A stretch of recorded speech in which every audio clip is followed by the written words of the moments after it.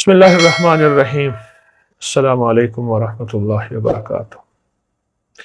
ایک منظر میں آپ کو بتاتا ہوں کہ اس منظر پہ آپ توجہ کریں۔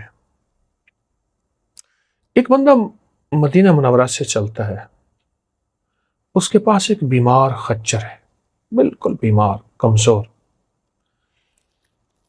اور جو خچر پہ سوار ہے وہ خود بھی بیمار بھی ہے، کمزور بھی ہے، غریب بھی ہے، فقیر بھی ہے۔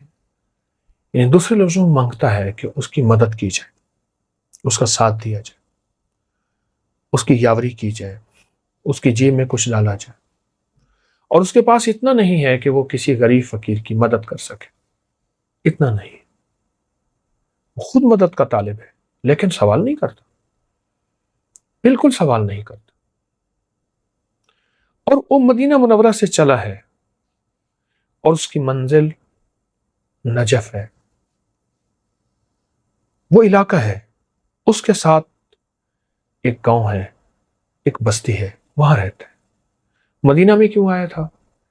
مدینہ میں جو مدینہ کا گورنر تھا، اس کے دل میں آیا کہ اس کے پاس جاؤں اور کچھ مدد طلب کروں۔ آیا، کئی دن رہا۔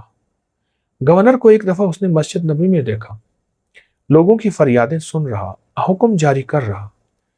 جب دیکھا کہ ایک طرف گورنر کو، ایک طرف حضور کے روضوں کو دیکھا، احساس ہوا کہ حضور کے روضے کے سامنے اور حضور کے سامنے میں اس گورنر سے سوال کروں، دکھ ہوتا ہے، میری حیا، میرا شرم گوارا نہیں کرتا، کیوں سوال کروں؟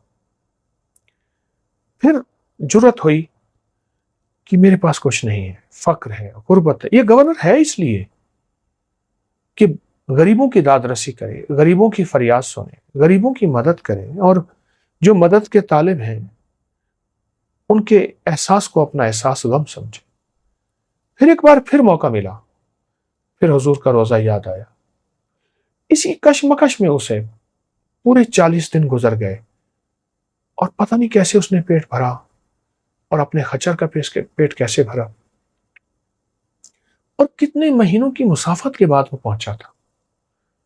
کوئی گھنٹوں کی مسافت، کوئی منٹوں کی مسافت نہیں تھی، اور ایک آس لے کے آیا تھا کہ مدینہ کا گورنر ہے، اس کے پاس جاؤں گا، کچھ مدد مل جائے گی، کچھ 4 دن سکھی گزر جائیں گے، کوئی زندگی میں سہولت مل جائے گی۔ آخر مایوس ہو کے اب یہ مدینہ سے واپس آ رہا۔ یہ اس کا پس منظر جو میں نے عرض کیا اس پردیسی کا، مختصر سا، ورنہ اس کے 40 دن پتہ نہیں کتنی تنگ دستی، کتنی تکلیف، کتنے مسائل میں گزرے ہوں گے۔ اب وہ واپس آ رہا، واپس آتے آتے ایک جگہ ایک کاروان سرائے ہوتی تھی، سرائے ہوتے تھے جہاں پردیسی مسافر لوگ آ کے ٹھہرتے تھے۔ اب اس کے پاس پیسے تو تھے نہیں کہ یہ سرائے میں، لیکن سرائے کے ساتھ ایک جگہ کچھ خچر بندھے ہوئے تھے، اور ان کا بچا ہوا گھاس پڑا تھا، چارہ پڑا تھا۔ اس نے اپنے خچر کو وہاں چھوڑا۔ خچر کو کئی دنوں کے بعد اچھا پیٹ بھر کے اور اچھا کھانا ملا، لیکن اس کو کھانا نہ ملا، یہ بھوکا تھا، اوپر سے سخت سردی تھی، اور سرائے کے ساتھ جہاں روٹی پکتی تھی، اس تندور کے ساتھ رات کا وقت تھا، یہ سو گیا اور اپنے آپ کو اس میں سمیٹ لیا کہ کچھ تندور کی، کچھ وہاں اس میں کچن کہوں جہاں کھانا پکتا، اس کی گرمی کچھ مجھے۔ لیکن رات کا وقت ہوا، تندور کی گرمی ختم ہو گئی اور سردی اپنے جوبن پہ پڑی۔ اس کا جسم اکڑنے لگا، اٹھ کے بیٹھ کے، سکڑ کے بیٹھ گیا، اور اس کے منہ میں سے ایک لفظ نکلا، واللہ واللہ ثم باللہ، واللہ ثم باللہ۔ مولا میں کہاں جاؤں؟ اب کس کا راستہ؟ اب کون سا سائبان اور کون سی گرمی کے لیے اپنے جسم کو، اور اپنی طرف دیکھا تو خچر بھی بیچارہ سردی کے اندر کانپ رہا ہے۔ اسے اپنی سردی تو بھول گئی خچر کی، اگر یہ مر گیا میں منزل پہ کیسے جاؤں گا، آگے کیسے جاؤں گا؟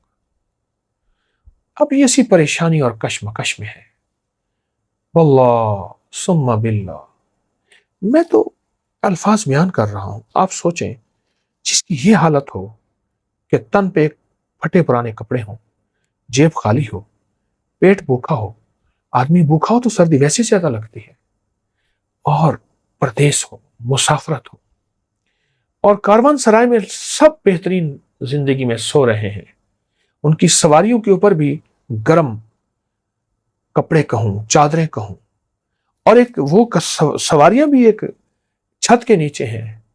اس کے پاس نہ سواری کی چھت ہے، اور اس کے پاس نہ اپنی چھت ہے، اس کے پاس نہ کھانا ہے، اس کے پاس نہ گرم کھانا یا مشروب ہے، اس کے پاس کچھ بھی نہیں ہے. سواری نے پھر بھی کچھ نہ کچھ کھا لیا ہے. اس کی حالت کیا ہوگی؟ اس کے حالات کیا ہوں گے؟ اور یہ کس قسمہ پرسی میں، کس تنگ دستی میں ہوگا؟ اور کس انداز سے اس نے واللہ ثم باللہ، اس نے کس انداز سے بیان کیا ہوگا، میں وہ نقشہ نہیں کھینچ سکتا. یاد رکھیے گا، الفاظ کا ترجمہ ہوتا ہے، جذبات کیفیات کا ترجمہ نہیں ہوتا. یہ میں بات پھر دہرا رہا ہوں، الفاظ کا ترجمہ ہوتا ہے، جذبات اور کیفیات کا ترجمہ نہیں ہوتا. اب اس نے پھر یہ بات کہی، درد کے ساتھ اس کی بات کہی، اور غم کے ساتھ اس نے یہ بات کہی. اس کو محسوس ہوا کہ میرا جسم گرم ہونا شروع ہو گیا. اس نے دائیں بائیں دیکھی، کوئی گرم ہوا چلی ہے. اسے خیال ہوا کہ تندور میں سے گرم ہوا نکلی، تندور تو ٹھنڈا ہو چکا تھا. کہاں سے چیز ملی؟ اب اس کو کچھ احساس ہوا نا گرمائش کا، سکون کا، تو اس نے پھر وہ کیفیت کے ساتھ واللہ ثم باللہ کہنا شروع کر دیا. اللہ بس یہ یوں کہتا تھا، اور اس کے جسم میں طاقت آتی تھی، اور محسوس کیا ایسے جیسے میں کھانا کھا رہا ہوں اور میرا پیٹ آہستہ آہستہ بھر رہا ہے. جسم میں توانائی آ رہی ہے، تازگی آ رہی ہے، اور ایک قوت آ رہی ہے، اور سردی ہے پر سردی کا احساس مجھے کم ہو رہا ہے. اور اس نے اپنی نظروں سے جب اپنے خچر کو دیکھا تو اس کے اندر بھی کپ کپاہٹ کم ہو رہی ہے. وہ عین سردی کے اوپر ہے، کپ کپاہٹ کم ہو رہی ہے. اس نے محسوس کیا کہ اس لفظ کی کوئی تاثیر ہے، اور اس لفظ کو کوئی طاقت ملی ہے، اس لفظ کو کوئی قوت ملی ہے. اس نے پڑھنا شروع کیا، پڑھتے پڑھتے نا کچھ سکون ملا تو اس کو اونگ آ گئی. اس نے اونگ میں دیکھا، اس نے اونگ میں دیکھا کہ کچھ لوگ ہیں، ان میں آگے ایک شخص ہے، اور وہ اس کو تھپکی دیتے ہیں، کہتے ہیں ہمارے گھر سے تمہیں یہ لفظ ملا تھا، اور اس کو پڑھتا رہے، اس کو نہ چھوڑ، اور یہی لفظ تجھے منزل پہ پہنچائے گا. اور مدینہ کے گورنر کے ساتھ تو نے اچھا کیا، سلام نہیں کیا. مجھے میرے حضور نے بھیجا ہے صلی اللہ علیہ وسلم. جا، ایک سائل آیا تھا، اور میرے حیا اور غیرت کی وجہ سے اس نے گورنر سے سوال نہیں کیا تھا. اس کو کہے یہ لفظ ہمارے گھر سے ملا ہے، اور میں اس کی خاص تاثیر اور اجازت دیتا ہوں، اور خاص توجہ دیتا ہوں. اس کو پڑھ، تجھے منزل ملے گی، تجھے رزق ملے گا، جو تجھے صحت ملے گی، تیری سواری کو صحت اور کھانا ملے گا، اور تجھے جا آج کے بعد تونگری مل گئی. اس کی آنکھ کھلی نا تو اس نے تازگی دیکھی، سوچنے لگا ہے کون یہ؟ بہت ساری نورانی، روحانی اور نوری ہستیاں تھیں، ہیں کون؟ اب اس کیفیت میں تھا، لیکن اس نے پھر پڑھنا شروع کی.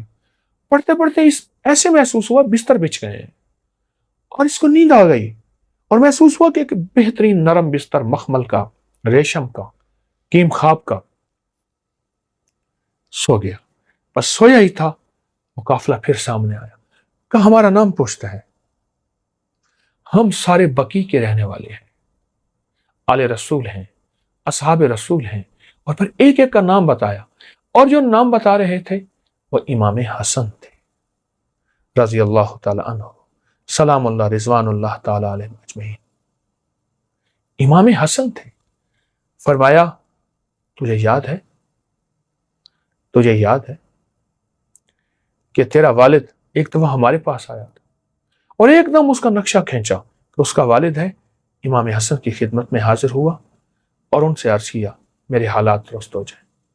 تو فرمایا امام حسن، اب خواب میں سارا نقشہ ہے، فرماتے ہیں تیرے حالات درست ہو جائیں گے، پر اللہ نے تیرے لیے خیر اسی میں رکھی ہے، تھوڑے مال اور دولت میں اللہ کے پاس چلا جا، وسعت تیرے بیٹے کے پاس ہے، اور پھر اس کی نسلوں کے پاس ہے، خوشحالی، وسعت.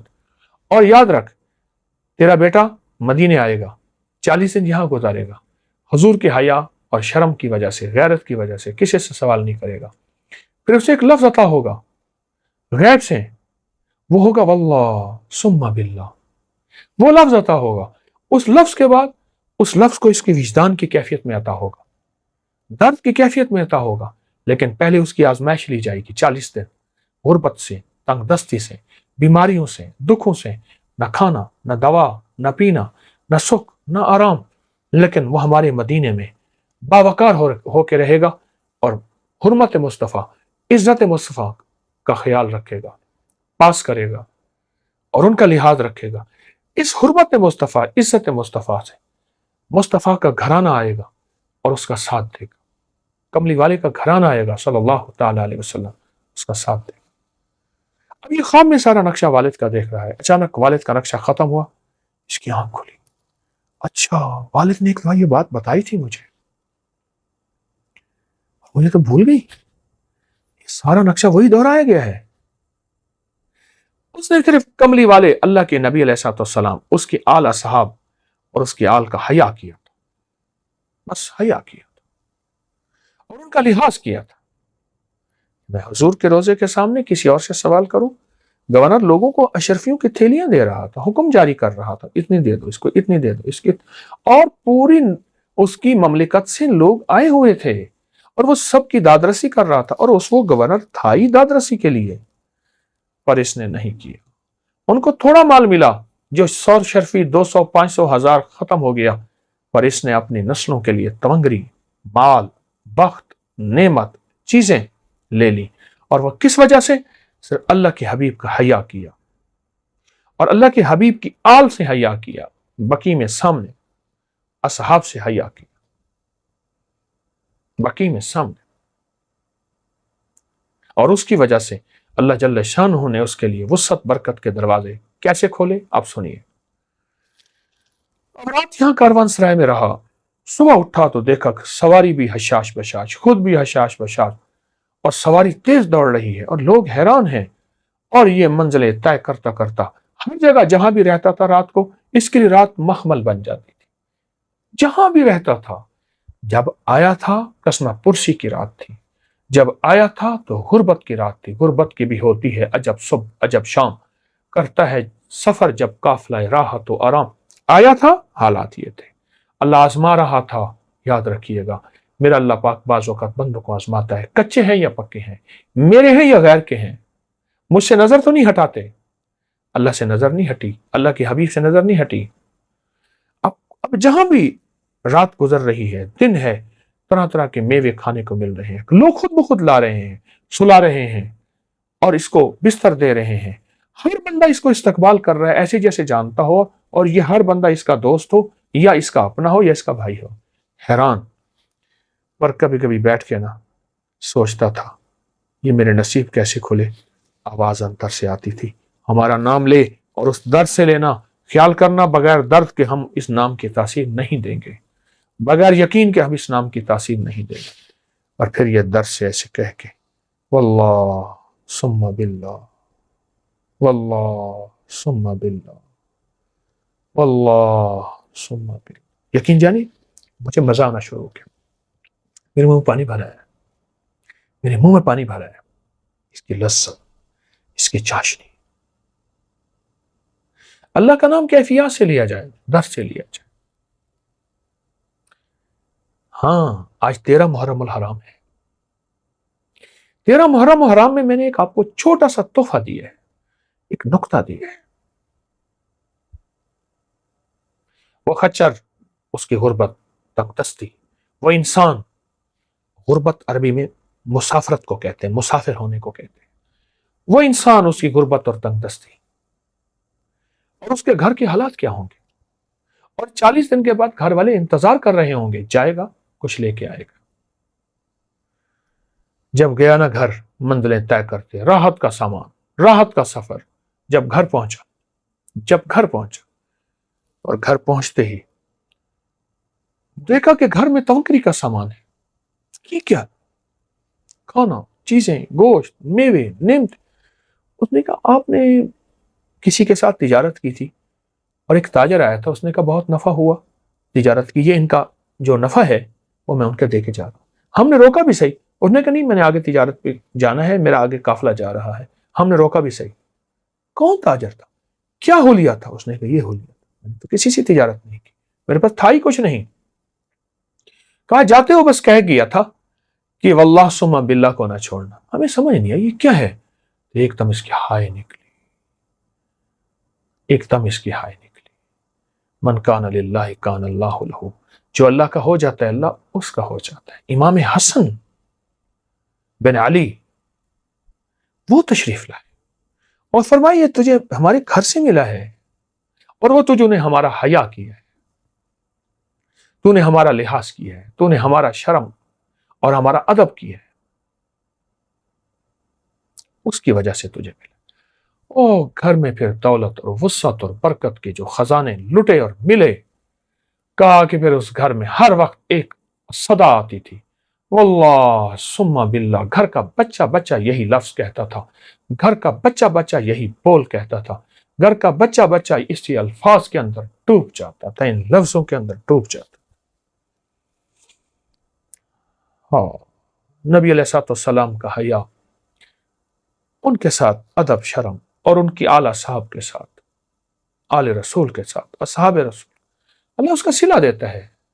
رب کسی کی محنت کو ضائع نہیں کرتا، رب اس کا صلہ دیتا ہے اور دیتا ہے، اور دیتا بھی اپنے غیب کے خزانے سے، اور دیتا بھی ایسا ہے کہ اللہ دولتوں اور عزتوں کے دروازے کھول کے دکھا دیتا ہے. دولتوں اور عزتوں کے دروازے کھول کے دکھا دیتا ہے. اس راستے کو اپنا لے، اس منزل کو لے لے. یہ راہیں سچی ہیں اور انشاءاللہ کامیاب ہوں گے، دنیا بھی آخرت بھی، رزق بھی لذت بھی، صحت بھی ملے گی. یہ بہت بڑا واقعہ ہے اور اس کے اندر بہت بڑا راز ہے. واللہ ثم باللہ. جزاک اللہ. السلام علیکم ورحمۃ اللہ.